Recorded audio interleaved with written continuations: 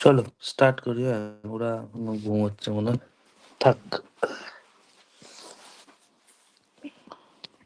আচ্ছা, আহ, আজকে যে টপিকগুলো নিয়ে এখন বলবো সেগুলো, যদি কোনো একটা টপিক মনে হয় যে না আমি পারছি না, পারবো না, তাহলে ছেড়ে দেবে। তাহলে পড়ার কোনো দরকার নেই।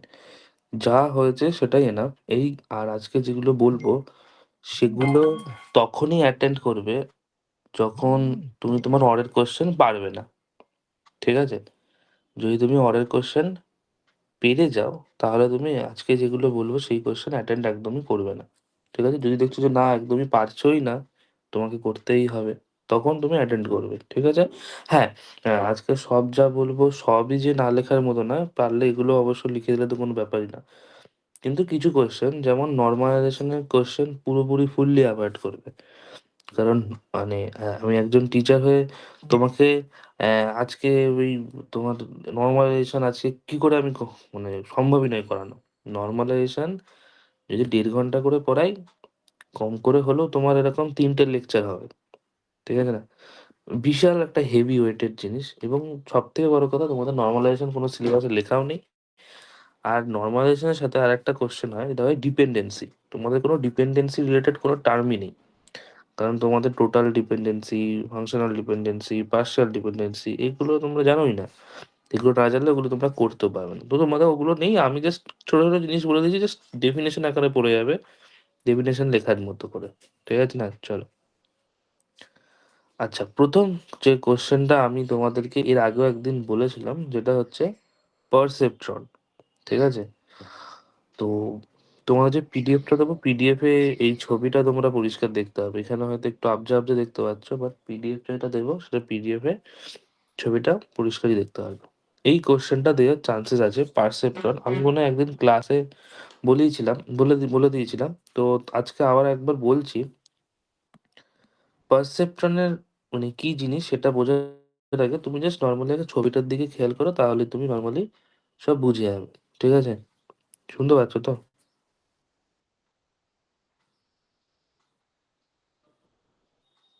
ভয়েস ক্লিয়ার আসছে তো?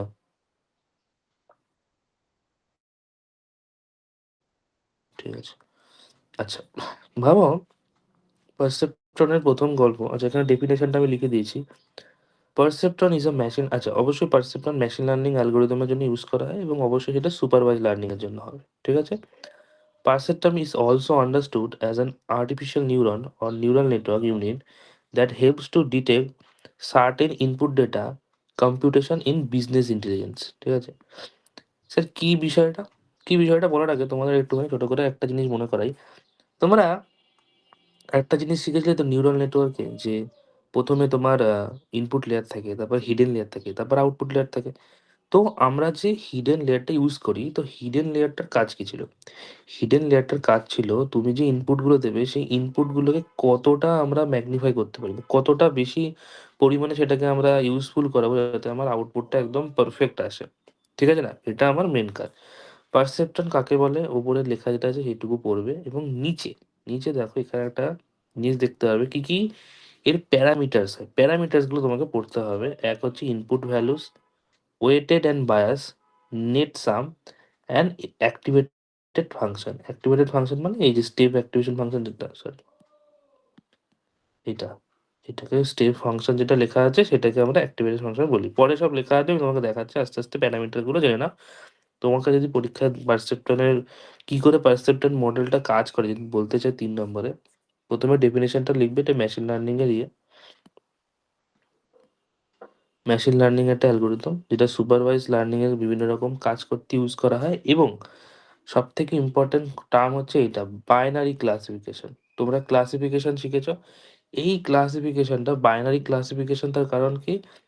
এই মডেলটার সাহায্যে বা পারসেপ্টনের সাহায্যে তুমি কিন্তু অনলি মানে উম, মানে বাইনারি ভ্যালু এর অ্যান্সার দিতে পারবে, লজিক্যাল রিপ্রেজেন্টেশন করতে হবে। মানে সাপোজ ভাবো তোমাকে একটা কন্ডিশন দিয়ে দেওয়া হয়েছে যে আমার মেলে স্প্যাম মেল আর মানে স্প্যাম মেল যেগুলো আর স্প্যাম মেল নয় যেগুলো, এগুলোর ফিল্টারেশন করতে। তো এখানে জাস্ট দুটো সিস্টেম, কি স্প্যাম, যে আমার যেরকম ফিল্টার লাগানোর পর এটা কি স্প্যাম মেল, ইয়েস আর নো, বা এটা কি স্প্যাম মেইল নয়? Yes or no. এরকম 0 আর 1 এ তার আউটপুটটা আসবে। তো 0 আর 1 এ আউটপুট আসার জন্য এটাকে আমরা বাইনারি ক্লাসিফিকেশন ও বলে থাকি। তারপরে ডেফিনিশনটা, তারপরে কি, কি প্যারামিটারস গুলো হয় নামগুলো, ইনপুট ভ্যালুস মানে তুমি স্বাভাবিকভাবে কিছু একটা ইনপুট তো দেবেই। সেই ইনপুট এবং সেই পার্টিকুলার ইনপুটগুলোর কিছু ওয়েটেড থাকবে। সেই ওয়েটগুলো এবং এই ওয়েটের পার্সপেক্টিভে তুমি একটা বায়াস জেনারেট করবে এবং সেই বায়াসটা কি করে জেনারেট করতে হয় আমি বলছি।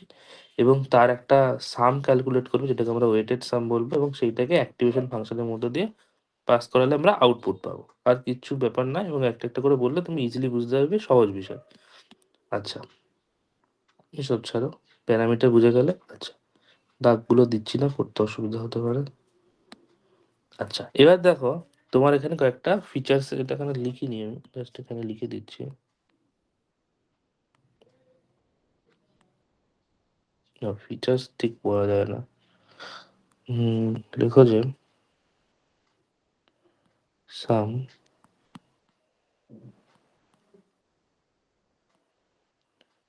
Important some important term.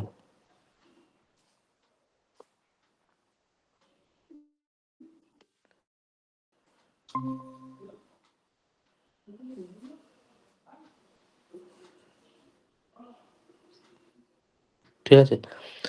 প্রথম গল্প কি? বলছে takes multiple inputs and assign weighted. তুমি শুধু এখানে দেখো ছবিতে এরকম ১ টা, ২ টো, ৩ টে, ৪ টে যে এরকম তুমি ইনপুট ইউজ করতে পারবে তা নয়। তুমি এখানে multiple type of input use করতে পারবে। তোমার যা ইচ্ছা হবে ততগুলোই তুমি এখানে ইউজ করতে পারবে। ঠিক আছে? তারপরে বলছে computes the weighted sum and apply the threshold. হ্যাঁ, এই টার্মটা শুধু এখন শুধু মুখস্থর মতো করেই পড়বে। কোনো জানার দরকার নেই। থ্রেশহোল্ড মানে কি? থ্রেশহোল্ড কি হয়? কি কাজ? কিচ্ছু জানার দরকার নেই। Threshold, threshold. আর বলছে আউটপুট ইদার 0 or 1 বললামই ১ম এ বাইনারি আউটকাম আসবে। আর form the foundation of larger neural network. আচ্ছা লার্জার নিউরাল নেটওয়ার্কের ফর্ম করতে পারে। ধরো তোমার কাছে লাস্ট ৩০ বছরের ওয়েদারের ডেটা আছে। তুমি সেখান থেকে ডেটা এক্সট্রাক্ট করতে চাইছো। যে আজকে বৃষ্টি হবে কি হবে না। তাহলে এটা লার্জ ডেটা সেট তো। সেই ডেটা সেটটাকে আমরা যাতে খুব পিউরিফাই করতে পারি তাড়াতাড়ি, তার জন্য আমরা এটা ইউজ করে থাকি। আর স্বনহিতের বইয়ে বাংলায় লেখা আছে। তোমার বই বাংলায় যেটা লেখা আছে তুমি সেটাই পড়বে। তোমাকে এটা পড়ার দরকার নেই। ঠিক আছে? তুমি শুধু বুঝে নাও আরেকবার।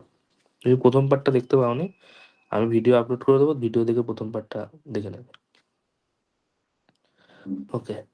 তারপরে ভাবো যে এবার যেটা হয় যেটা আমার আসল কথা সেটাতে এবার ফিরে আসি। যে কি, কি যে প্যারামিটারস গুলো পড়লাম সেই প্যারামিটারস গুলো কি, কি সেটা আমরা এখানে এখন দেখব। দেখো ১ম প্যারামিটার বলছে যে ইনপুট x1, x2 আর xn মানে x1 থেকে স্টার্ট করে তুমি যত ইচ্ছা দিতে পারো। একদম আপ টু xn অব্দি। ঠিক আছে? x1 থেকে স্টার্ট করে আপ টু যতদূর যেতে পারো ততদূরই হচ্ছে তোমার ইনপুট। তো এখানে দেখো ইনপুটে কি বলেছে তোমরা বেশি কিছু পড়বে না, জাস্ট এই লাইনটুকু পড়বে। যদি মনে থাকে তাহলে এইটুকু ইউজ করতে পারো যে এক্সাম্পল হিসেবে for an or gate the input আর বাইনারি। মানে তুমি বলতে পারো যে স্যার কেন অ্যান্ড গেট ইউজ করে লিখলাম না? হ্যাঁ, লিখতে তুমি পারো, কোনো অসুবিধা নেই। অ্যান্ড গেট, অর গেট মানে বলতে চাইছি যে অর গেটের রেজাল্ট কি আসে সেটা এখানে এক্সাম্পল হিসেবে বলছি। তুমি অ্যাভয়েড করলেও করতে পারো, কোনো অসুবিধা নেই। তারপরে ওয়েট সেগুলোর একটা, যে তুমি ইনপুটগুলো দেবে সেই ইনপুটগুলোর একটা ওয়েট আগে থেকে তুমি ডিটারমাইন করে দেবে। দেখো বলাই আছে, দেখো weights determine how strongly each input contributes to the prediction. মানে ধরো আমি একটা লিমিট সেট করে দিচ্ছি যে ধরো ১-এর বেশি হলে এটা আমার স্প্যাম মেল বা ১-এর কম হলে এটা স্প্যাম মেল নয়। মানে এরকম একটা আমি লিমিট সেট করছি। বাট এরকম রিয়েল লাইফে এরকম হয় না। রিয়েল লাইফে তার পার্টিকুলার কিছু ডেটা থাকে। মানে ইনপুট থাকে এবং এই ইনপুটটার পার্সপেক্টিভে আমি প্রেডিকশন করবো। সাপোজ ভাবো যে আমাকে যদি বলা হয় যে আমার কাছে তুমি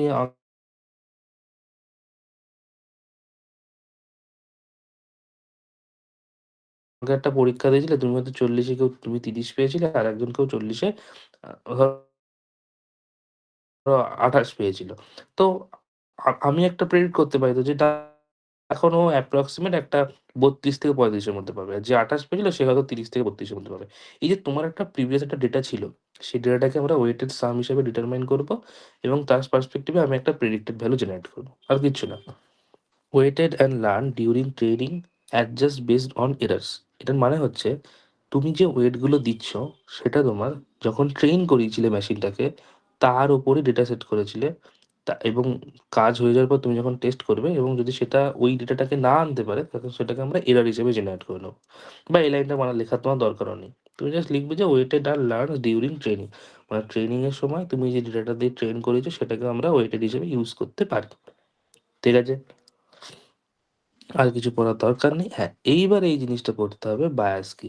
হ্যাঁ, এই বায়াস আর তোমার ডেটা বায়াস এটা কিন্তু ডিফারেন্স আছে। তোমাদের হয়তো এআই বায়াস সম্পর্কেও জানতে চাইতে পারে। সেইটার যা ডেফিনিশন পড়েছে সেটাই পড়বে। এই বায়াসটা শুধু পার্টিকুলারলি পারসেপ্ট্রনাল হিসেবে ইউজ করা হচ্ছে। ঠিক আছে? আচ্ছা, বায়াস কি হচ্ছে? বলছে the bias is a constant value added to the weighted sum to shift the decision boundary.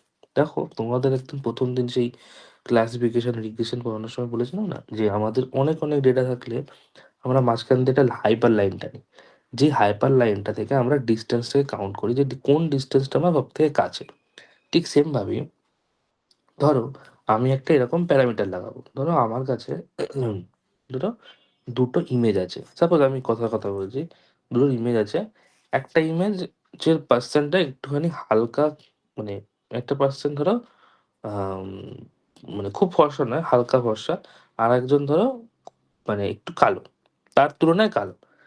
এইবার আমি একটা এমন ফিল্টার লাগাচ্ছি, যে ফিল্টার লাগালে যে একটু হালকা কালো সে তো পুরো ফর্সাই হয়ে যাচ্ছে, আর যে একটু কালো ছিল সে তার পজিশনটায় ফিরে আসছে। এইখানে শুধু তোমার বোঝার বিষয় হচ্ছে এটাই যে আমি একটা কি লাগিয়েছি, ফিল্টার লাগিয়েছি। যে ফিল্টারটার সাহায্যে দুজনাই তার লুক চেঞ্জ করেছে, এবং লুক চেঞ্জ করার ফলে কি হয়েছে, যে টপ মোস্ট পজিশনে ছিল সে তো আরো মোস্ট পজিশনে পৌঁছে গেছে, এবং যে পিছনের পজিশনে ছিল সে তার পজিশনে ফিরে এসেছে। মানে ভাবতে পারো যে এই ফিল্টারটা কিসের কাজ করলো, এই ফিল্টারটার কাজ করলো এরকম যে আমরা ওই দুজনাকে টেনে নিয়ে এসে একটা সার্টেন পয়েন্টে নিয়ে আসছি, একটা সার্টেন পয়েন্টে নিয়ে আসছি। তো সেম ভাবে তুমি যখন কোনো ইনপুট দিচ্ছ সেই ইনপুটটার একটা আউটপুট দিচ্ছ। আমরা কি করছি, সেই আউটপুটটা ওই ওয়েটের বেসিসে একটা তার ভ্যালু জেনারেট করবে মাল্টিপ্লিকেশন। ধরো তুমি ধরো ইনপুট দিয়েছো, সাপোজ ভাবে ইনপুট দিয়েছো ২ এবং এটার ওয়েট বলা আছে 0.5। তুমি একটা আউটপুট দিয়েছো ৪, এর আউটপুট বলা আছে 0.5। স্যার স্যার এটা ওয়েটটা তুমি অন্য কিছু ওয়েট দিতে পারো, একই জায়গায় সবসময় তার কোনো মানে নেই। ভাবো এটা 1 দিয়েছো, এটা ভাবো ২ দিয়েছো, 1.5 দিয়েছো, এরকম দিয়েছো। ঠিক আছে? দিয়ে এটার রেজাল্ট কত আসবে? ৩ আসবে, আর এটার রেজাল্ট কত আসবে? ৪ আসবে। এইবার আমরা একটা ওই যে বায়াস যেটাকে বলছি, আমরা বায়াসকে বলে দিচ্ছি তুমি এর সাথে সবসময় কম্বাইন করবে 3.5 কে। তাহলে কি হবে? একেও এর কাছাকাছি নিয়ে যাওয়া হলো, একেও এর কাছাকাছি নিয়ে যাওয়া হলো। এই জিনিসটাকে আমরা ফিল্টারেশন করছি। দেখো এখানে তাই বলছে এগুলো তোমার কি xi, মানে x1 x2, মানে এটা ইনপুট, এটা তার সেই ইনপুটের ওয়েট। ঠিক? এবং এই দুটো মাল্টিপ্লাই করেই আমরা এইটা জেনারেট করতে পেরেছি ওয়েটেড সাম। এই যে ৩ আছে যেটা আমার ওয়েটেড সাম। ঠিক আছে? এবং তার উপর আমরা এই বায়াসটাকে সেট করেছি। তো এটার মানে হচ্ছে যে আমরা একটা বাউন্ডারির কাছাকাছি নিয়ে আসছি, যাতে আমার ডেটাগুলোকে ফেচ করতে খুব একটা প্রবলেম না হয়। ঠিক আছে? It allows the perceptron to classify correctly even when all input features are 0। মানে আমরা তো বাইনারি ক্লাসিফিকেশন করব, মানে নয় 0 তে নয় 1 এ তার রেজাল্ট আনবো। তাই এখানে বলছে যে বায়াসটা এমনভাবে সেট করব যতক্ষণ না আমার ওই সিস্টেমে যে 0 তে আসছে, আরে তোমাকে মানে কি বলো, আ কি বলে ওটাকে? তোমাকে লজিক্যালি এরকম দেবে না। তোমাকে জাস্ট ডেসক্রাইব করতে বলবে। ঠিক আছে? তোমাকে সেজন্য বলছি যে এই আজকের পড়াটা তোমাকে বোঝাচ্ছি, তুমি জাস্ট বোঝো। যেটুকু বুঝতে পারবে খুব ভালো কথা। নয়তো পুরো মানে একদম যেটুকু বুঝলে তো, না বুঝলে তো মুখস্থ করতে পারবে না। সবথেকে বড় কথা। কারণ এই টার্মগুলোই এরকম। তোমাকে টার্মগুলো মনেও রাখতে হবে। এবং আমি স্বর্ণজিৎকে বলব তোমার বইয়ে লেখা আছে। আমি তোমার বই দেখেছি। কিন্তু তুমিও টার্ম বুঝতে পারবে না। তোমার তো আরো বাংলায় লেখা। যাই হোক, তুমি এখান থেকে বুঝে নাও এবং চেষ্টা করবে যে পরীক্ষা হলে গিয়ে এই টার্মগুলো যাতে মুখস্থের মতো লিখে দিতে। কিন্তু একটুখানি বুঝতে হবে। না বুঝতে পারলে সমস্যা আছে। আমি বলছি তুমি একটুখানি শোনো, পুরোটা বুঝতে থাকো, পুরোটা শুনে নাও তারপরে দেখবে মাথায় বসে গেছে। একটুখানি শুনতে থাকো কারণ মানে কি হয়েছে বিষয়টা, তোমরা একটা ফ্লোতে পড়েছো এবং আজকে আমি এগুলো পড়াতে চাইতাম মানে চাইছি না।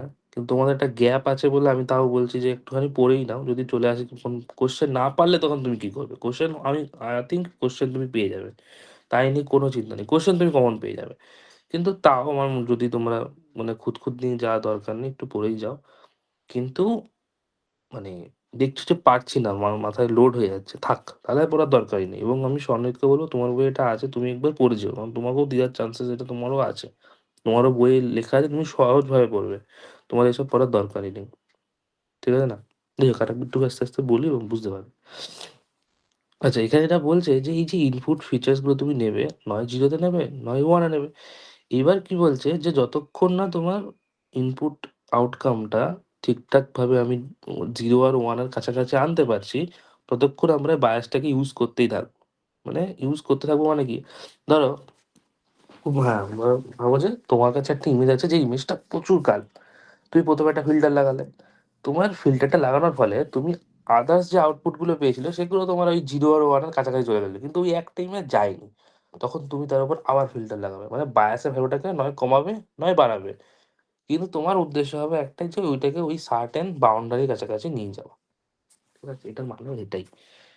মানে তোমরা যখন বড় ক্লাসে যাবে এগুলোর একেকটা মানে ফিচার্স যেগুলো আমি বলছি সেগুলোর একেকটা করে গল্প হয়। তোমরা সেখান থেকে ছোট করে পড়ছো।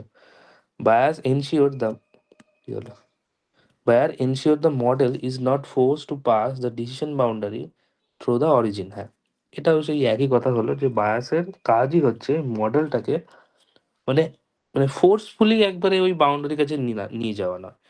তাকে ১ম এ এপ্লাই করবে, গেলে ভালো, না গেলে আবার একটা ইউজ করব, না গেলে আবার ইউজ করব। কিন্তু যদি দেখছি যে না আমার দরকার নেই, তাকে নিয়ে আমার কাজ চলে যাবে, সুতরাং তার জন্য আমরা সময় নষ্ট করব না। ঠিক আছে? এখানে এই ডিফারেন্সটা একটু দিয়ে দিয়েছি। একটুখানি যদি দেখতে চাও তো দেখতে পারো, না দেখলে ছেড়ে দেবে। আচ্ছা, আমি না এখানে ১ মিনিট দাঁড়াও। আচ্ছা, এখানে একটু জায়গা নেই। একটুখানি আমি এখানে একটু তোমাদের আরেকবার ভালো করে বলি। ভাবো যে এইটা তোমার একটা x1, x2 ডট xn। এটা কি বলো তো? এটা তোমার হচ্ছে ইনপুট। তোমার এটা তোমার ইনপুট। ঠিক আছে? এই ইনপুটটার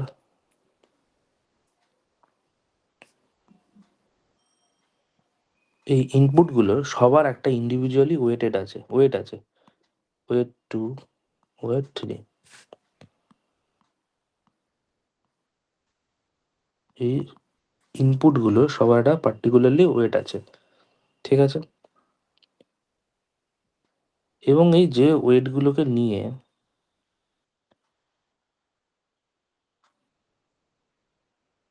এটা আবার কি কেচ্ছে?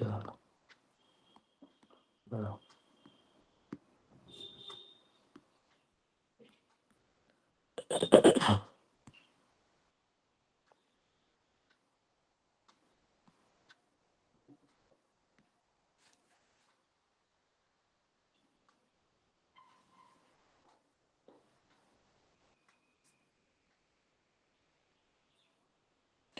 আচ্ছা,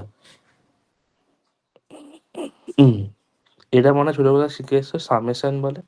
সামেশন মানে কিছুই না, যে এটার মানে অ্যাকচুয়ালি আমি একটুখানি লিখে দিচ্ছি সন্নিহিতের জন্য।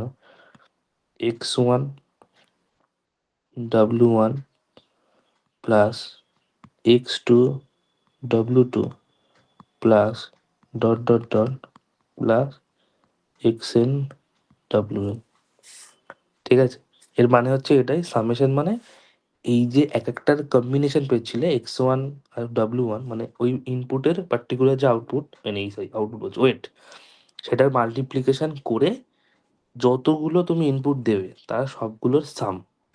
ঠিক আছে? এটাকে আমরা ওয়েটেড সাম বলি। কি বলি?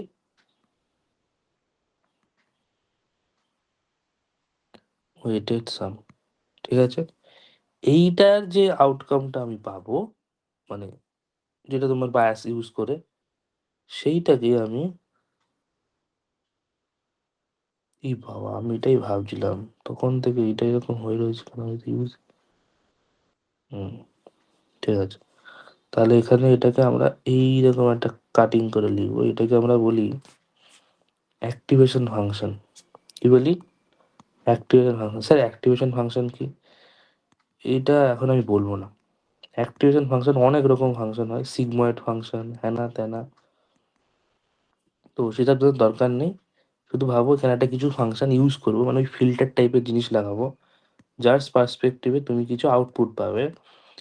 যে আউটপুটটাকে আমরা এরকম করে লিখবো। ও এর মধ্যে এরকম একটা ক্যাপ দেয়া। ওই ক্যাপ। ঠিক আছে? এইটা হলো তোমার ছবি। ওই আগের ছবিটা যদি নাও বুঝতে পারো, এই ছবিটা সবাই পরীক্ষায় গিয়ে এঁকে দেবে। সহজ একটা ছবি। শুধু মনে রাখবে ইনপুট, সেই ইনপুটের কিছু ওয়েট থাকে এবং যে ওয়েটটা সাম করে আমি কি পাবো? ওয়েটের সাম পাবো এবং তার উপর আমি একটা বায়াস লাগাবো যার জন্য আমরা অ্যাক্টিভেশন ফাংশন পাবো এবং অ্যাক্টিভেশন ফাংশন থেকে ফাইনালি আমরা আউটপুটটাকে নিয়ে আসবো। ঠিক আছে? ক্লিয়ার এটুকু? আচ্ছা। এইবার আমি ওখানে কয়েকটা জিনিস লিখতে পারিনি। কারণ ওই জিনিসটা সবথেকে ইম্পোর্টেন্ট পয়েন্ট এই সবকটা প্যারামিটারের মধ্যে যেটা হচ্ছে এই নেট ইনপুটটা। এই নেট ইনপুটটা তোমাকে লিখতে হবে। এই নেট ইনপুটটাকে তুমি কি দিয়ে ডিটারমাইন করতে পারো? তুমি ডিটারমাইন করতে পারো জেড দিয়ে। ঠিক আছে? জেড দিয়ে ডিটারমাইন করবে। জেড দিয়ে। যেটা summation of I equal to 1 আর উপরে হচ্ছে এন। মানে আই এর ভ্যালুটা 1 থেকে n অব্দি যাবে। মানে আই এর ভ্যালুটা 1 থেকে n অব্দি যাওয়া মানে কি? স্বর্ণযুদ্ধে হয়তো একটু বুঝতে অসুবিধা হতে পারে। হতে পারে। স্বর্ণযুদ্ধে বুঝতে অসুবিধা হবে না। কারণ তো ও তোমার তো স্ট্যাটিস্টিক এইসব থাকে। আচ্ছা, আর ইকুয়ালটা ছোটবেলায় একটু বলে দিই আমি ওকে।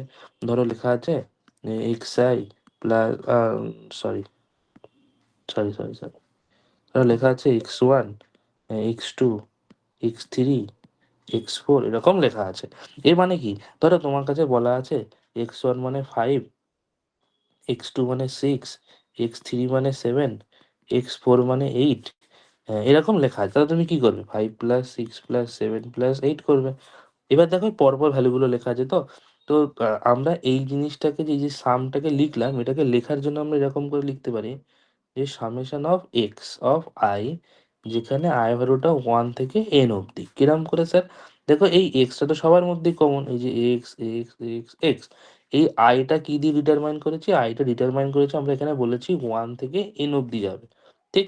তাহলে আইটা 1 থেকে এন অব্দি যাওয়া মানে এন এর ভ্যালুটা এখানে কত? এন এর ভ্যালুটা এখানে হচ্ছে 4, মানে 1 2 3 4।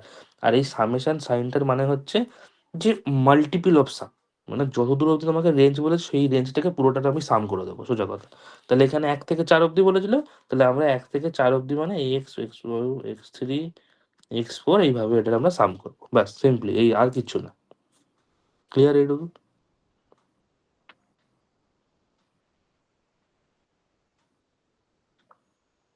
আরে স্বর্ণহিত ক্লিয়ার কিনা আমি জিজ্ঞেস করছি। স্বর্ণহিত মনে হয় ঘুমাচ্ছে। ও অনলাইনে এসে ঘুমাচ্ছে। হ্যাঁ আসবেই আসবেই, তোমার আছে, আসবে, তোমার বই আছে এগুলো। তুমি, তোমাকে ইয়ার্কি মারতে আমি বসিনি আজকে এখানে। তুমি পড়াটা ভালো করে বোঝো, কনসেন্ট্রেশনের সাথেই পড়ো। কোনো কঠিন বিষয় নেই, যেটুকু বলছো সেটুকু মুখস্থ করা যাবে। সেই জন্যই বলছি আমি, তোমার জন্যই এটা লিখলাম বারবার করে। আচ্ছা, তোরা লেখা আছে ডব্লিউ আই, এক কানাতে যাবে এখন বলছে আর একবার বলে দিন স্যার।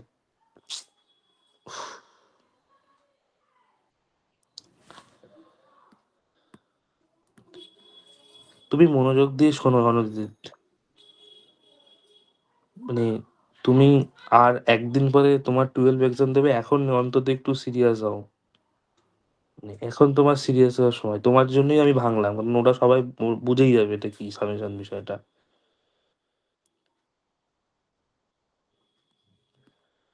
দেখো এই সামেশন লেখার মানে হচ্ছে, ধরো লেখা আছে আই ইকুয়াল টু 1। আচ্ছা ধরো বাদ দাও, কি বলছি ভুলে গেলাম।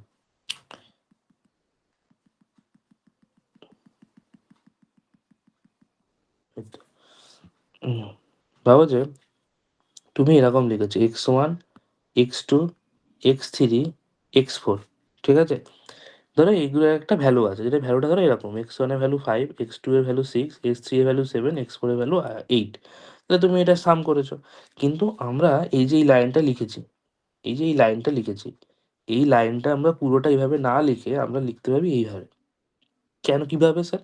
এইটা হচ্ছে, দেখো এক্সটা তোমার সবার মধ্যে কমন, সবার মধ্যে একটা করে এক্স আছে, সবার মধ্যে একটা করে এক্স আছে। এই এক্সটাকে তুমি এখানে লিখে দিয়েছো, ঠিক? এবার দেখো এই ভ্যালুগুলো 1, 2, 3, 4 এইভাবে গেছে। আমরা এই যে দেখো, আমরা তো ভেরিয়েবল দিয়ে এরকম ডেটা পরপর পরপর যেতে পারে, ইটারেশন করে সেরকম শিখেছিলে, সেইরকম ভাবে ভাবো যে আইটাকে আমরা সেইটা দিয়ে লিখেছি। তুমি আই না দিয়ে এখন এও লিখতে পারো, কোনো বিষয় না, ওখানে তুমি এও লিখতে পারো, তুমি চাইলে লিখতে পারো এক্স অফ এ।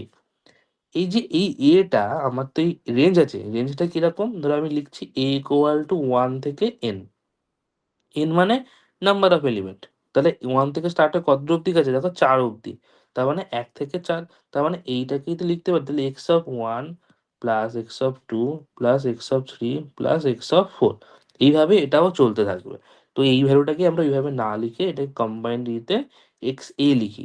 আর এই সামেশন সাইনটার মানে হচ্ছে মাল্টিপল অফ সাম, মানে একটা সাম না, অনেকগুলো সামকে একসাথে আমরা জুড়ে দেবো। ঠিক আছে? এবার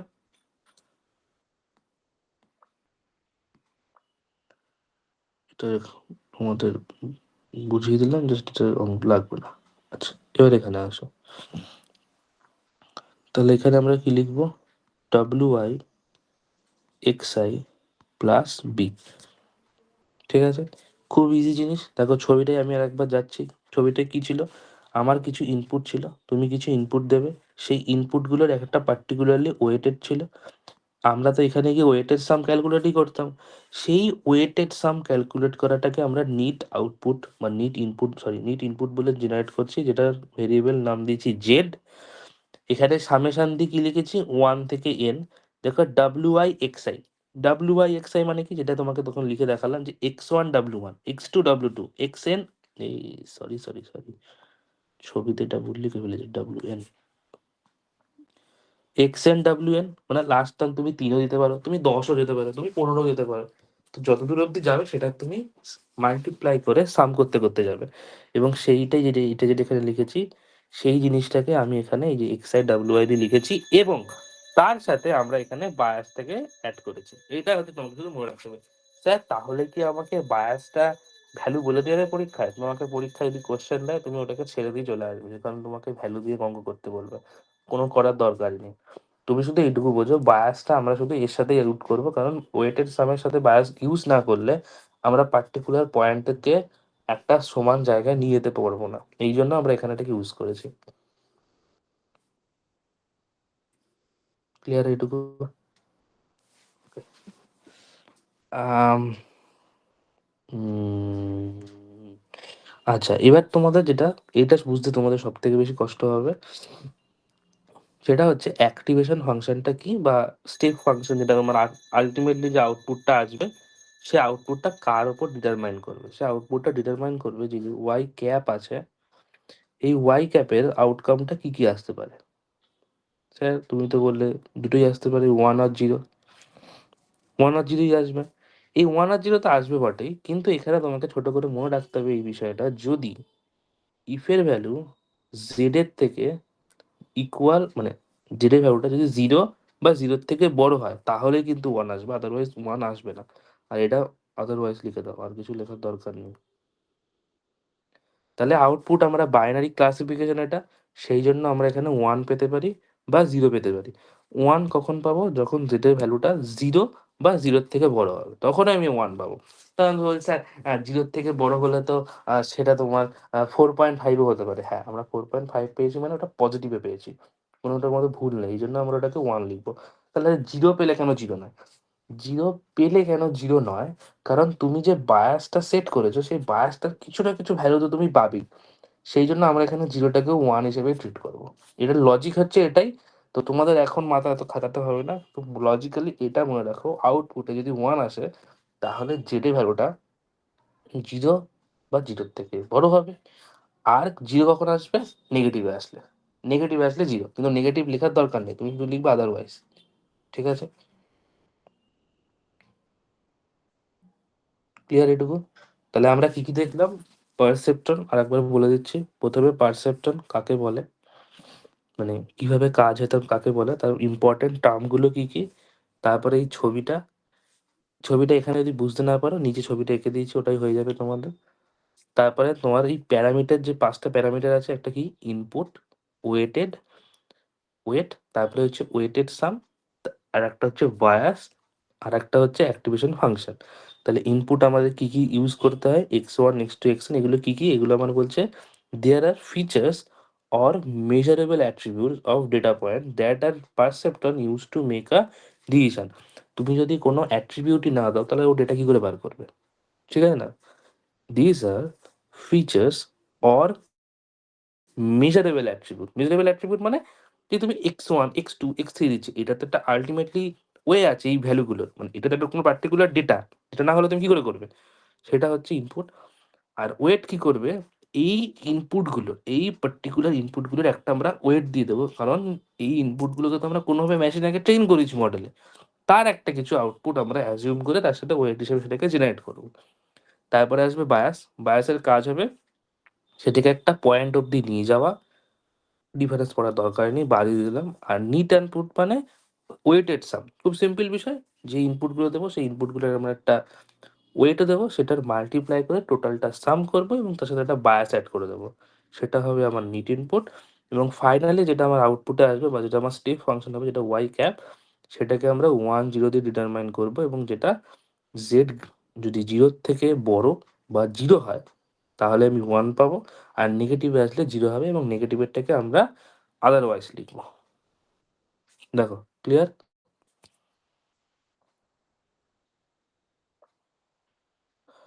ওকে। এরপরে আরেকটা জিনিস আসছে। আমি এখানে লিখে দিয়েছি এটা আসতে পারে বলেই আমি লিখেছি।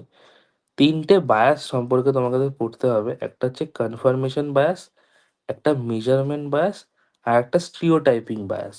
ঠিক আছে? কি জিনিস? খুব ইজি জিনিস, কোনো ঝামেলার কোনো ব্যাপার নেই। একটুখানি এটা পড়ো তোমরা। একটু পড়ো এটা কনফার্মেশন বায়াস আর মেজারমেন্ট বায়াসটা।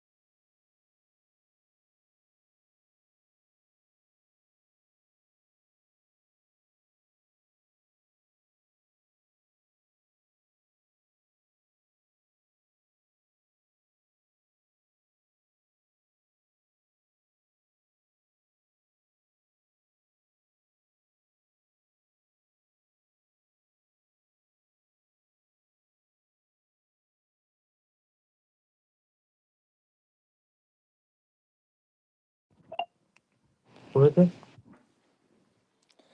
আচ্ছা সৌরজিৎ, একবার বইয়ে এটা খুঁজবে। তোমাদের লাস্ট চ্যাপ্টার যেটা তোমার এআই এথিক্স বা অ্যাপ্লিকেশন অফ এআই, যদি সেখানে এটা বাংলা লেখা থাকে তো ওখান থেকে ওটা পড়তে পারো। বাংলায় এটাকে কি বলে আমি ঠিক বলতে পারবো না। মানে কনফার্মেশন বায়াসকে কি বলবো? কনফার্মেশন বায়াসই বলবো হয়তো। যাই হোক, যদি ওখানে ওটা পেয়ে যাও তো ওখান থেকে ওটা করবে। যদি না পাও তো আমাকে এটা পাঠাবে, আমি এটার বাংলাটা পাঠিয়ে দেবো। ঠিক আছে? এটা একটুখানি ২ নম্বরের কোশ্চেনের মতো করে পড়বে। খুব একটা মানে হাই-ফাই লেখা নেই, সহজ লেখা, বুঝতে পারবে। আচ্ছা, স্টিরিওটাইপিং বায়াস, হ্যাঁ, পুরোটা পড়ার দরকার নেই। জাস্ট আমি তোমাদের এই টেবিলটা লাগিয়েছি যাতে বুঝতে পারো। টেবিলটা সম্পর্কে একটু বলে দিই। এটা কিন্তু কোনো রেজাল্ট টাইপ না, হ্যাঁ? ডিফারেন্স বলা নেই। এখানে বলা আছে যে যদি এরকম কোনো কেস হয়, এবার সাপোজ এই কেসটা হলে এর ইমপ্যাক্ট কি হতে পারে? সেইটা এখানে বলা আছে। সাপোজ আমি যদি বলি, ধরো অ্যাপ্লিকেশন বলছে রিক্রুটমেন্ট, বলছে favourable male coded language, example competitive and dominant, and women or non binary candidates আর ফিল্টার আউট। তার মানে কি, আমরা যে রিক্রুটমেন্ট করেছিলাম সেখানে মেলদের রিক্রুট করবো বলে করেছিলাম। এবং যদি আমরা মেলদেরই নিই, তাহলে ফিমেলটার একটা পড়ে থাকবে। সেই ফিমেলটাকে আমরা আগে থেকেই বাদ দিয়ে দেবো। নন বাইনারি ক্যান্ডিডেট মানে সে বাদ। তাহলে হবে ইমেজ জেনারেশন। তাহলে কি লিখেছি ইমেজ জেনারেশনে? Depicting CEO as older as white man. মানে আমরা সিওকে as a older white man হিসেবে জেনারেট করছি। দেখো এখানে কি বলছে? Reinforces glass ceiling and limit representation. এটা মানে হচ্ছে যে তোমার কাজ হচ্ছে যে বাকি আদার্স যেটা থাকবে সেটাকে রিইনফোর্স করে দেওয়া। রিইনফোর্স মানে তুমি শিখেছিলে যে আমরা স্টেট ওয়াইজ রিওয়ার্ড পাই। তো সেম ভাবে যদি আমরা সেরকম সিও পাই তো সেটাকে ইউজ করব, না পেলে আমরা ইউজ করব না। সোজা কথা। তোমরা এখানে শুধু এই ওপরের লেখাটা পড়বে এবং পারলে পারলে এখান থেকে দুটো, যে কোনো দুটো লিখে দেবে, ব্যাস ঝামেলা মিটে যাবে। আমি জানি না দেবে কিনা, আমি কোশ্চেনটা এক জায়গায় দেখলাম বলে আমি এটা বলে দিলাম। তো খুব একটা ইম্পর্টেন্ট নয়, তবে দিতে পারে 2 নম্বরে, আমার ইয়ে লাগে না। আচ্ছা, এইবারের কোশ্চেনটা ইম্পর্টেন্ট আছে। এবার তোমাদের কোশ্চেন বই অনুসারে তো এর কোনো অস্তিত্ব নেই। তবে তোমাদের যে প্রিভিয়াস ইয়ারের যে, এটা প্রিভিয়াস ইয়ারে না, কি এটা দিয়েছে না মডেল পেপার না কি, যাই হোক, সেখানে এই কোশ্চেনটা ছিল এবং এই কোশ্চেনটা এরকম অনেক রকম কোশ্চেনই ছিল। কোশ্চেনটা একবার পড়ো, তারপর আমি একটা কথা বলছি। কোশ্চেনটা একবার পড়ে নাও।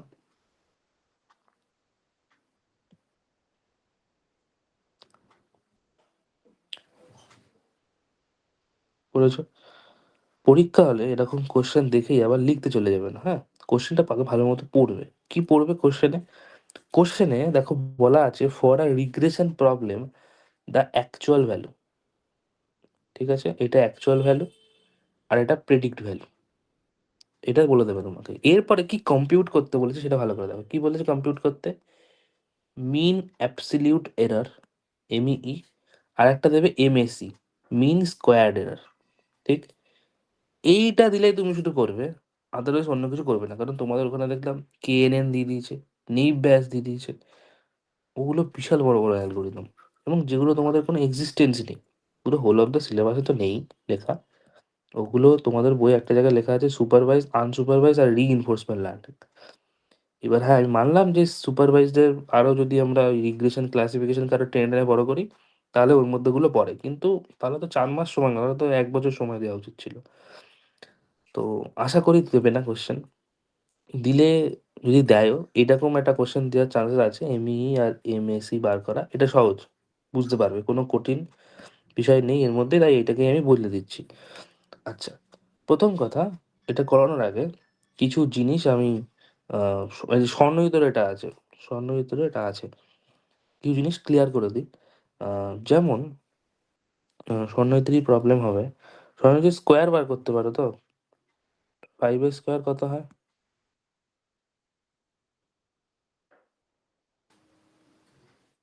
স্বর্ণয়িতকেই জিজ্ঞেস করছি।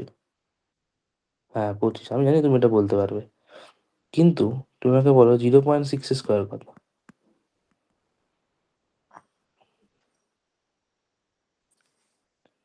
মুখে বলো, হ্যাঁ।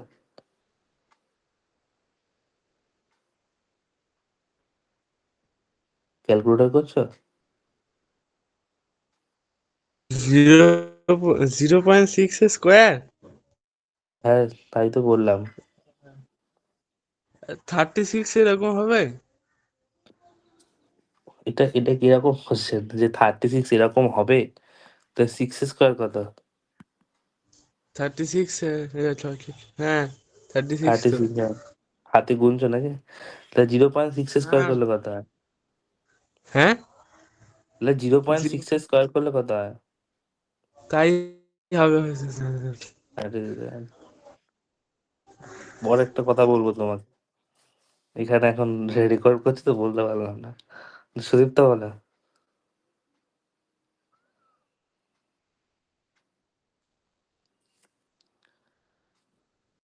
হ্যাঁ, এটা করলে 0.36 হয়। স্বর্ণহিতের জন্য এটা বলছি তো, কারণ এখানে এই জিনিসগুলো ইউজ ও করতে হবে। হ্যাঁ, 0 পয়েন্ট, হ্যাঁ ঠিক আছে। আর দাঁড়াও, তুমি তুমি তো লাফিও না, তুমি আমাকে তাহলে এটা বলে দেখো 2.5 স্কোয়ার কত? আচ্ছা ওটা পরে বলবো, আগে 25 স্কোয়ার কত বলো? 25 স্কোয়ার আমি বলে দিচ্ছি তোমাকে, 625। এটা তুমি 2.5 স্কোয়ার বলে দেখো।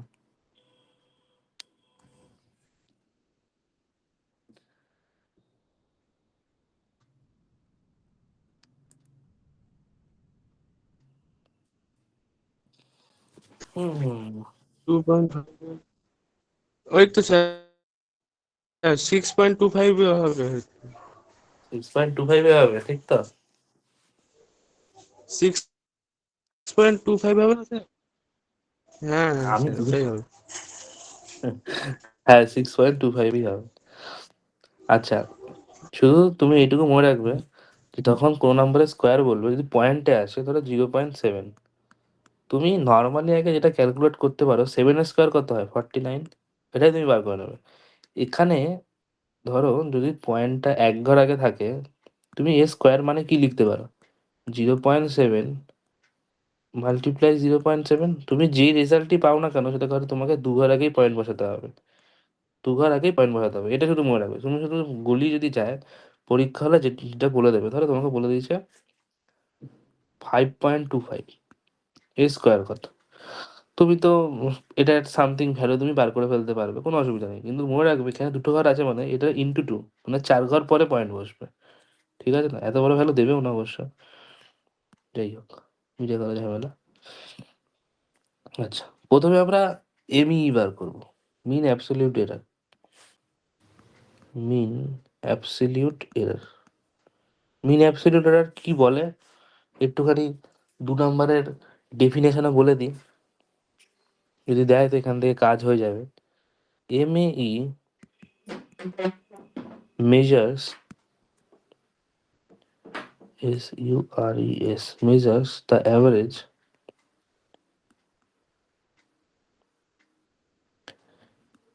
magnitude, magnitude of the hmm, of the errors in a set of predictions without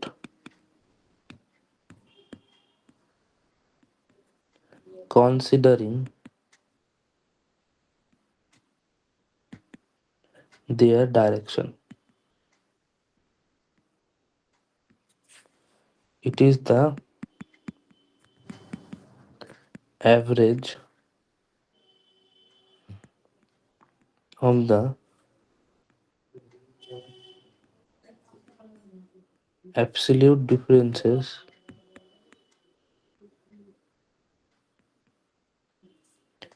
between the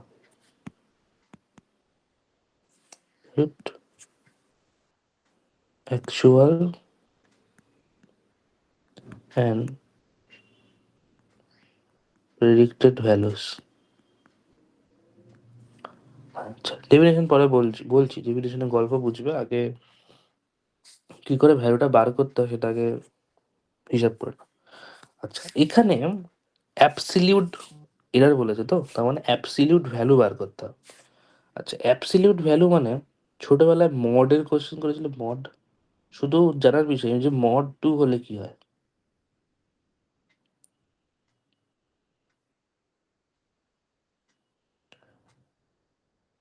বলো কেউ একজন।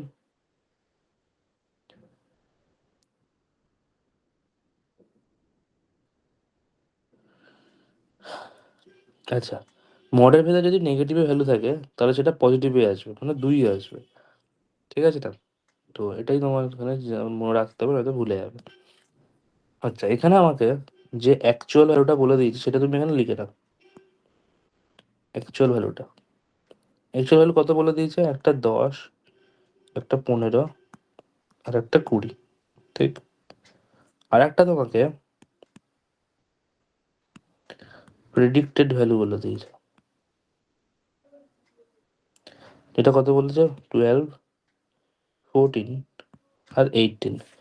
এটা মনে রাখবে যে এইটার রেসপেক্টে এটা বলেছে, এগুলোর রেসপেক্টে, কোনোটা আবার ঘুরিয়ে দিও না। এদিক ওদিক করে দিও না, তাহলে কিন্তু আর গন্ডগোল হয়ে যায়। ঠিক আছে, এর পরের কাজ হবে তোমার নেক্সট স্টেপ, এই অ্যাকচুয়াল ভ্যালু আর প্রেডিক্টেড ভ্যালুর ডিফারেন্সেস ক্যালকুলেট করতে। ডিফারেন্সেস, আমরা ডিফারেন্স বার করা আর সাবট্রাকশন করার মধ্যে ডিফারেন্স আছে। সাবট্রাকশন করা মানে হচ্ছে যে ওয়েতে বলেছে সেই ওয়েতেই করা, কিন্তু নেগেটিভ এসে নেগেটিভই হবে। আর ডিফারেন্সেস বলার মানে হচ্ছে ওই দুটোর মধ্যে গ্যাপ কতটা, কোনো পজিটিভ নেগেটিভ হবে না, শুধু গ্যাপ কতটা। ঠিক আছে, এটা শুধু মনে রেখো, হ্যাঁ। তো এখানে যেহেতু অ্যাবসলিউট ভ্যালু বলেছে, অ্যাবসলিউট ভ্যালু মানে প্রথমে তোমাকে প্রথমটার অ্যাবসলিউট ভ্যালু বার করো, 10 মাইনাস 12, এরই 2 নম্বরে 15 মাইনাস 14, 3 নম্বরে 20 মাইনাস 18। ঠিক, তাহলে এটার অ্যাবসলিউট ভ্যালু কত হয়? অ্যাকচুয়ালি মডের ভেতরে -2 হয়, বাট আমরা এটাকে 2 লিখবো। 15 - 14 করলে 1 হয়, আর 20 - 18 করলে 2 হয়। ঠিক আছে, ক্লিয়ার এটুকু? এর পরের স্টেপে হচ্ছে এইটার আমরা অ্যাভারেজ ক্যালকুলেট করব। যেভাবে ওটা বেরোলাম এটার অ্যাভারেজ ক্যালকুলেট করব। 2 + 1 + 2 বাই 3। এখানে 3 হয়েছে তার কারণ আমার এখানে টোটাল 3টে অ্যাকচুয়াল ভ্যালুজ আছে। যদি 4টে থাকতো তো 4 লিখতাম, 5 থাকলে 5 লিখতাম। ঠিক আছে, তাহলে এটা করলে আসে 5/3 অ্যাপ্রক্সে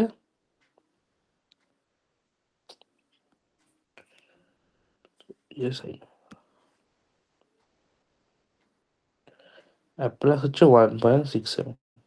এই হলো তোমার অঙ্ক। ঠিক আছে, সহজ কোশ্চেন, কোনো ঝামেলা নেই। কে বুঝতে পারোনি বলো?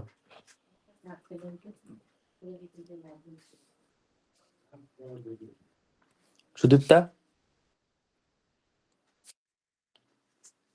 ওকে, কিন্তু বাবা খেলা শেষ হয়নি। খেলাটা হচ্ছে তোমাকে এখানে লিখলে পারলে ভালো হতো, বাট ওখানে লেখার জায়গা নেই। তোমাকে ফর্মুলাটা লিখতে হবে। ফর্মুলা হচ্ছে MAE ইকুয়াল টু, আচ্ছা একটা ছোট্ট জিনিস ভাবো যে এই অ্যাকচুয়াল ভ্যালুটাকে আমি একটা ভেরিয়েবল দিয়ে ডিটারমাইন করতে পারি। যে ভেরিয়েবলটাকে আমরা বলছি YI, আর প্রেডিক্টেড ভ্যালুটাকে Y∩I। এটা মানে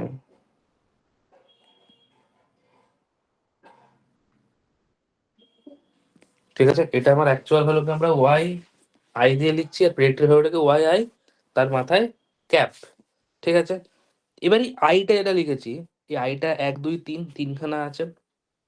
ঠিক আছে, তাহলে প্রথম কাজ আমি কি করেছিলাম, YI মাইনাস YI ক্যাপের মাইনাস করেছিলাম, যার আমি একটা অ্যাবসলিউট ভ্যালু ডিটারমাইন করেছি। বুঝতে পেরেছো এইটুকু অবধি? এইটুকু অবধি বুঝতে পেরেছো কিনা বলো, মেইনলি স্বর্ণজিৎ?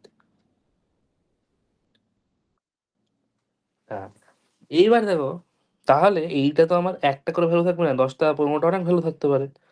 তাহলে তার আগে আমরা একটা এরকম সামেশন লাগাবো। সামেশনে I = 1, এটা গেছে আপ টু n অবধি। ঠিক, স্যার এনটা কি করে বুঝবো? এনটা কি করে বুঝবে? দেখো আগের এখানে তিনটে ভ্যালু ছিল, 10 15 20, তাহলে 3। তাহলে I1 minus I1 cap, I2 minus I2 cap, I3 minus I3 cap. এই সবকটা সাম করতে পারবে তো তুমি? এই সবকটা সাম করলে এই ওপরের পার্টটুকু এখন পেলে। কিন্তু নিচে কত ছিল? বাই 3। এটা কি? তাহলে সামনে এখানে একটা 1/n লাগিয়ে দাও। বলো বুঝতে পেরেছো কিনা?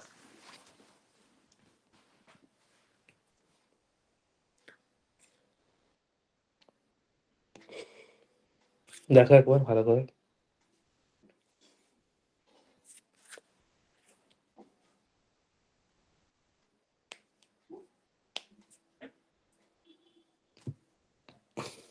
ঠিক আছে,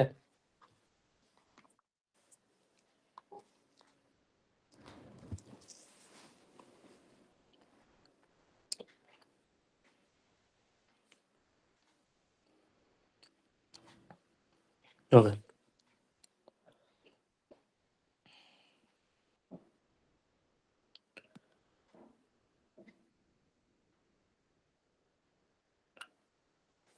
এবার আমরা যেটা শিখবো সেটা হচ্ছে এমএসই। এমএসই জায়গা নেই। MSE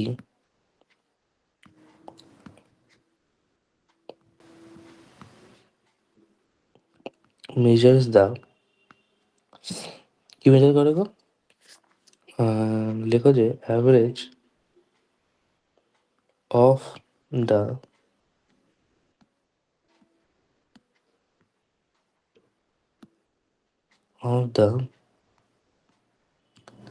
squares of the errors. ও এখানে এরার্সের স্কোয়ার করে অ্যাভারেজ করবে বাই স্কোয়ারিং দ্য এরার্স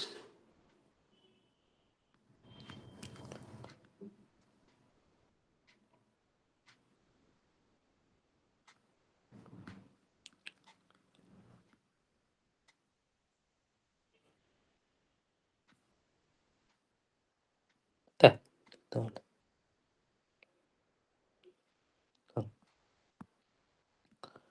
করার দরকার নেই, বাদ দাও। আচ্ছা, এবার আমি কি করব? দেখো কি সুন্দর জিনিস, তোমরা নিজেরাই এখন করতে পারবে। আমরা এখানে অ্যাকচুয়াল ভ্যালু একটা ছিল, তাই তো, যেটাকে আমরা ওয়াই আই দিয়ে ডিটারমাইন করেছিলাম। আর একটা প্রেডিক্টেড ভ্যালু ছিল,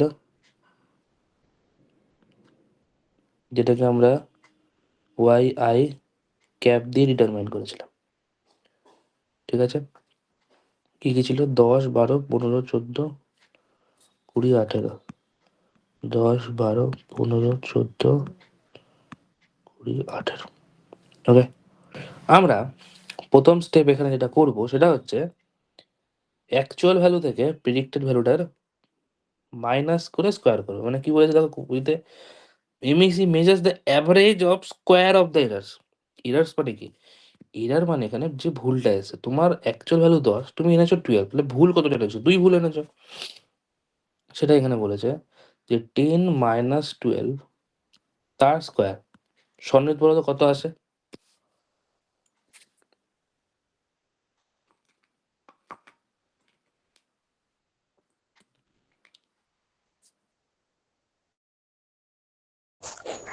দাঁড়ান স্যার, বলছি, একটু দাঁড়ান, বলছি।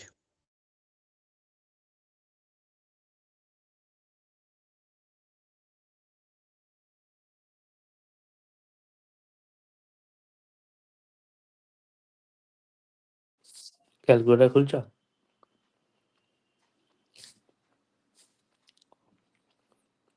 না স্যার, একটু খাতায় করে দিই। ওই এটা স্যার খাতা, এটা খাতায় করতে 44 হয়। মতো হবে। কত? 44 হবে। 44?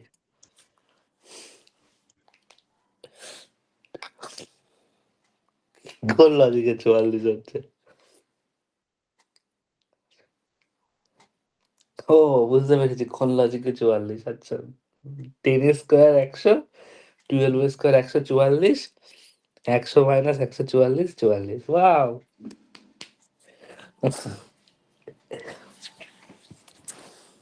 তোমার এটা তো চার কোনোভাবেই হতো না। চার হবে স্যার, চার। হ্যাঁ, চার হবে। 4 হবে? চার হবে কি করে? মনে -4 নয় কেন?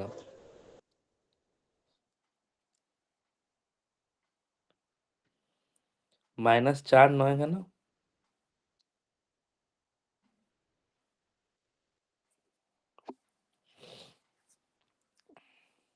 বলো বলো, অ্যান্সার তাড়াতাড়ি।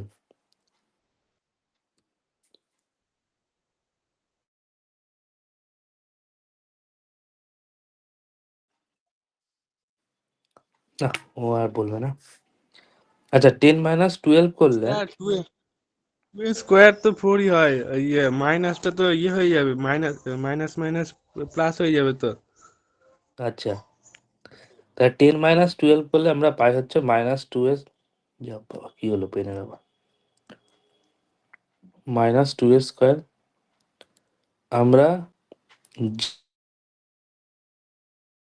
যে কোনো যে যে কোনো নেগেটিভ ইন্টিজারের যদি স্কোয়ার করি, তাহলে সেটা সবসময় পজিটিভ ভ্যালুই দেবে। ঠিক আছে না?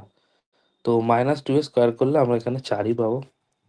সেকেন্ড স্টেপ হবে 15 - 14 করা। এটা করলে পাবো 1। নাম্বার 3, কত, 20 - 18 তার স্কোয়ার। এটা করলেও পাবো আমরা 4। ঠিক আছে, ক্লিয়ার? এরপরে আমরা যে বার করব এমইসি, এমএসই কি করব? 4 + 1 + 4/3। আগেরটা আমরা অ্যাবসলিউট ভ্যালুর ওপরে করেছিলাম, এবার আমরা এদের মাইনাস করে স্কোয়ার করে স্কোয়ার ভ্যালুর উপরে আমরা এভারেজ ক্যালকুলেট করবো। তাহলে কত হয়? 9/3। ওই অ্যাপ্রক্সিমেট তোমার হচ্ছে, এই অ্যাপ্রক্সিমেট কি 3 তো আসবে, তো কাটাকুটি যাচ্ছে, 3 আসবে। ঠিক আছে, এটার ক্ষেত্রে আমরা কি পাবো? 3 পাবো। ঠিক, এটাই তোমার অ্যান্সার, আর কিছুই না। হ্যাঁ, এবার তোমার যেটা করতে হবে, ফর্মুলাটা লিখতে হবে। তাহলে এমএসই দিয়ে তুমি কি ফর্মুলা পাও? খুব সহজ সব ফর্মুলা। প্রথমে কি করলে? Y I minus Y I এর যে ক্যাপ আছে তার স্কোয়ার ক্যালকুলেট করলে।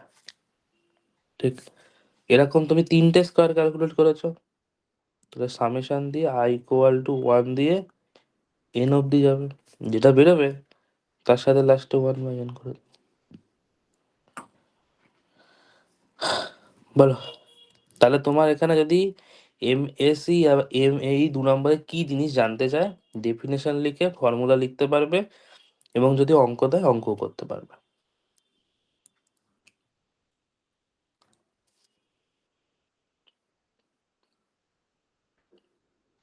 ঠিক আছে,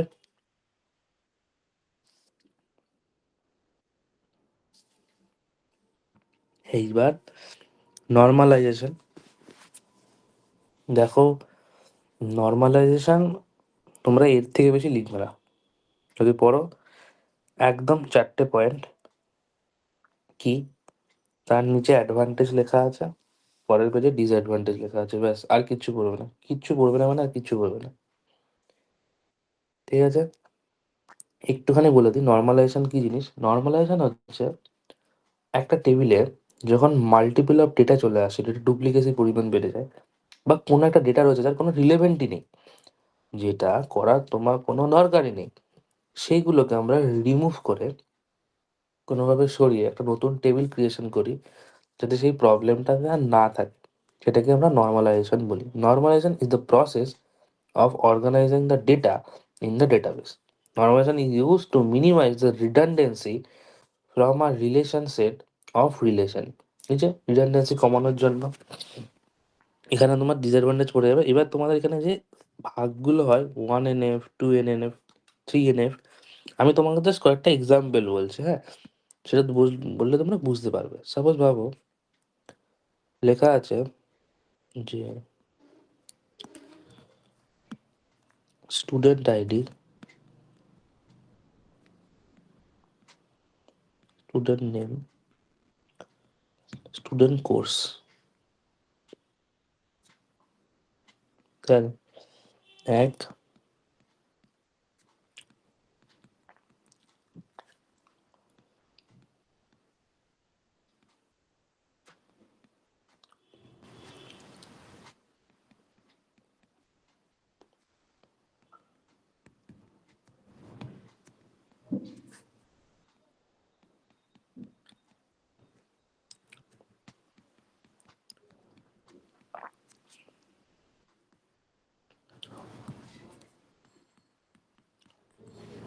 তোমার কাছে এই টেবিলটা দেওয়া আছে, তোমার প্রথম কথা, এটা কি নর্মালাইজেশন আছে? না, নর্মালাইজেশন নেই। প্রথম নর্মালাইজেশন এটা কি এন এ, মানে এই 1 NF, মানে ফার্স্ট নর্মাল ফর্ম, এটা তোমার একটা রেঞ্জ। এই রেঞ্জে কি এটা এক্সিস্ট করছে? না, এটা এই এক্সিস্টও করছে না। তোমাকে মনে রাখতে হবে এগুলো একটা লিমিট। প্রথমে তোমার টেবিলটা দেখা হবে এটা কোন ফর্মে আছে। এই ফর্মে থাকলে এটাতে কোনো নর্মালাইজেশন ইউজই হয়নি। এটাকে 1 NF, মানে 1 NF তুমি কিভাবে করতে পারো সেটা তোমার হবে কাজ। এবার 1 NF করার পর একটা টেবিল তৈরি হবে। সেই টেবিলটা আমরা যদি এখন দেখি যেটা 1 NF এ আছে, হ্যাঁ আছে, তার মানে এর মধ্যেও এখন কিছু নর্মালাইজেশন করতে হবে এবং সেটাকে 1 NF থেকে আমাকে নিয়ে যেতে হবে 2 NF, তারপরে 2 NF থেকে 3 NF, 3 NF থেকে BCNF, 4 NF, 5 NF, এরমভাবে চলে আপ টু 5 NF। তোমাদের এত কিছু এখন মাথায় নিতে হবে না, আপাতত ভাবে এরকম একটা টেবিল আছে, যেই টেবিলের এরকম একটা সিচুয়েশন আছে, এই সিচুয়েশন থেকে তুমি 1 NF এটাকে কিভাবে নিয়ে যেতে পারো। এটাকে নিয়ে যেতে পারো এইভাবে, SID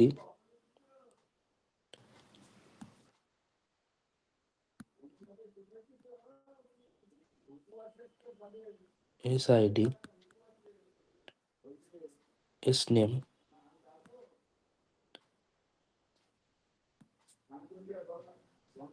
আর হচ্ছে কোর্স।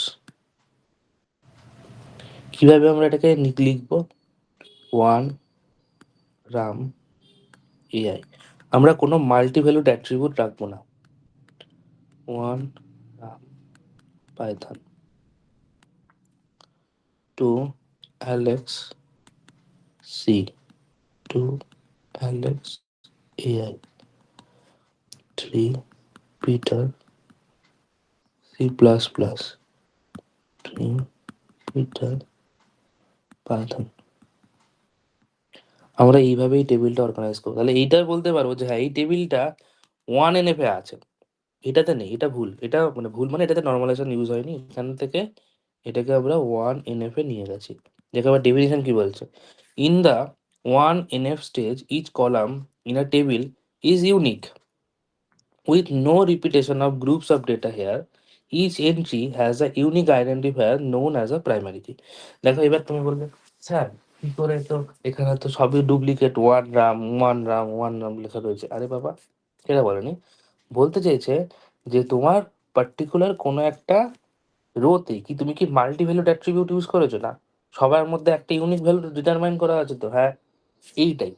মানে এআই পাইথন পাইথন এরকম একটা সিঙ্গেল সিঙ্গেল লেখা আছে তো, হ্যাঁ এইটাই হচ্ছে কথা। এইবার এখান থেকে এটাকেও এক্সট্রাক্ট করতে পারবো আমরা।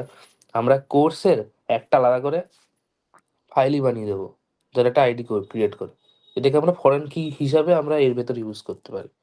এটা আরো ডিপে কনসেপ্ট।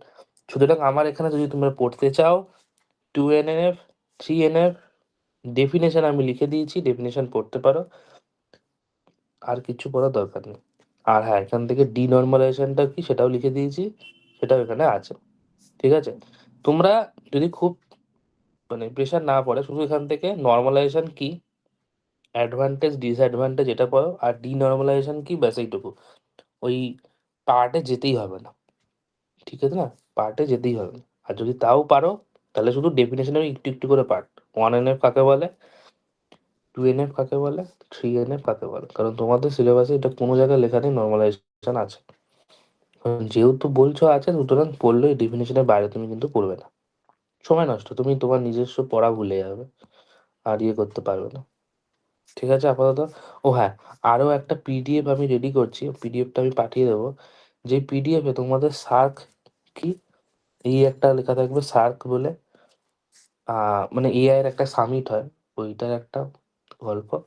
আর তোমরা বইয়ে দেখবে কোনো রিস্ক অ্যাসেসমেন্ট টুল সম্পর্কে তোমরা পড়েছো কিনা। হ্যাঁ শুনবো শুনবো। রিস্ক অ্যাসেসমেন্ট টুল সম্পর্কে পড়েছো কিনা, পড়েছো রিস্ক অ্যাসেসমেন্ট টুল? একটুখানি দেখো তো এটা বইয়ের কোনো জায়গায় আছে কিনা, রিস্ক অ্যাসেসমেন্ট টুলস, মানে কিভাবে এটা ইউজ করা হয় এটা। ঠিক আছে, ওটা তাহলে পড়বে, ব্যাস মোটামুটি আর কিছু করার দরকার নেই। হ্যাঁ এবার বলো, কোশ্চেন বলো।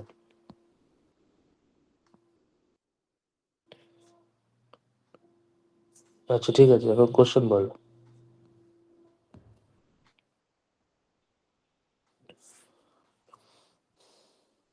আর হ্যাঁ স্বর্ণজিৎ অপারেটিং সিস্টেম খুব ভালো করে করবে, SJF, SRTF, deadlock prevention, deadlock avoidance, kernel, process control block, fragmentation, ওইগুলো সব মানে যা পয়েন্ট পড়ানো আছে ওগুলো কিন্তু একদম ভালো করে পড়ে যেতে হবে, ঠিক আছে? আর আরো কয়েকটা কোশ্চেন আমি বলছি, এই কোশ্চেনগুলো তোমরা পড়েছো কিনা আমি জানি না, তাও একটুখানি এগুলো কিন্তু পড়বে, হ্যাঁ? যেমন ভাবো যে তোমাদের ওই এআই এর যে ইউজ হয় না, সেই এআই এর ইউজটা এডুকেশন সিস্টেমের ওপর কিভাবে ইউজ করা হয়, এআই এর ওপর কি করে ইউজ করা হয়, মানে যেগুলো ট্রেন্ডিং বিষয়। তারপরে তোমার ট্রেডিং, তারপরে স্টক মার্কেট, ঠিক আছে? হসপিটাল, এগ্রিকালচার, এগুলোর ওপর কি ইউজ হয় এগুলো কিন্তু আগে পড়বে, মানে AI, trading, stock market, medical, আর হচ্ছে এগ্রিকালচার, এই কটার উপর কি কেন ইউজ হয় এটা লিখবে, পড়বে ভালো করে।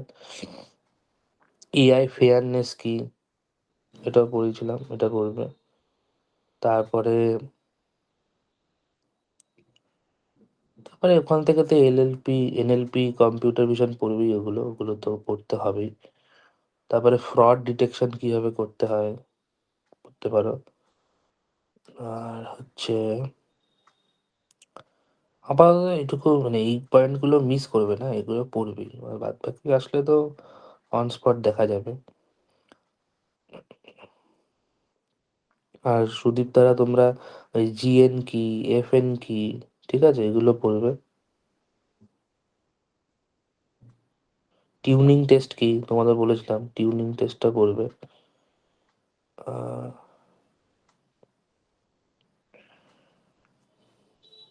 এই মোটামুটি আবার কি পড়বে। আর আমি কটা তোমাদের ডিবিএমএস এর কোশ্চেন পাঠাবো, হ্যাঁ?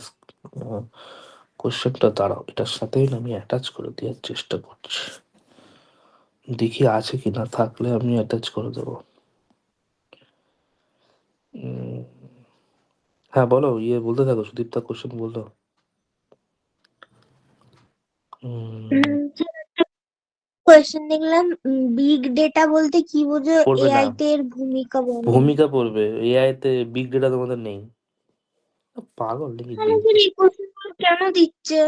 এআই বিগ ডেটার উপর এআই এর অ্যাপ্লিকেশন কি এটা পড়বে, কিন্তু তুমি মানে বিগ ডেটা সম্পর্কে পড়ার দরকার নেই। আরে বিগ ডেটার কোশ্চেন গুলো এটা গন্ডগোল পাকিয়েছে, বিগ ডেটাটা ছিল ওদের, ওদের ওই পার্টটাই কেটে দিয়ে করে দিয়েছে অপারেটিং সিস্টেম। আর নলেজ রিপ্রেজেন্টেশনের তো কথাগুলো কেটে কেটে যাচ্ছে, একবার লেফট হয়ে জয়েন হও।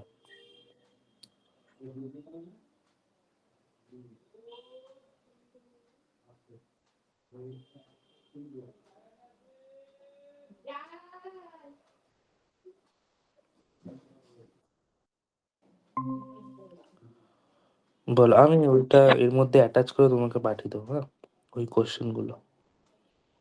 এআই তে নলেজ রিপ্রেজেন্টেশনের গুরুত্ব। হুম, নলেজ রিপ্রেজেন্টেশনের গুরুত্ব।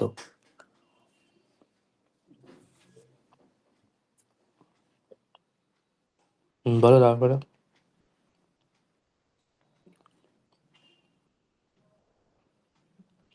তারপরে বলো। এক্সপার্ট সিস্টেম বলতে কি বোঝো, এর ভূমিকা আলোচনা করো। পড়েছিলাম, দেখ কোন একটা ক্লাস টেস্টে করেছিলাম, এআই এক্সপার্ট করতে এআই হবে। এক্সপার্ট আর এক্সপার্ট সিস্টেম একই? হ্যাঁ হ্যাঁ, একই একই, ওটার কথাই বলছি এখানে। হুম। আর জন ম্যাকার্থিকে কেন এআই এর জনক বলা হয়? এই রে, এইটা আবার কোথা থেকে পেলে?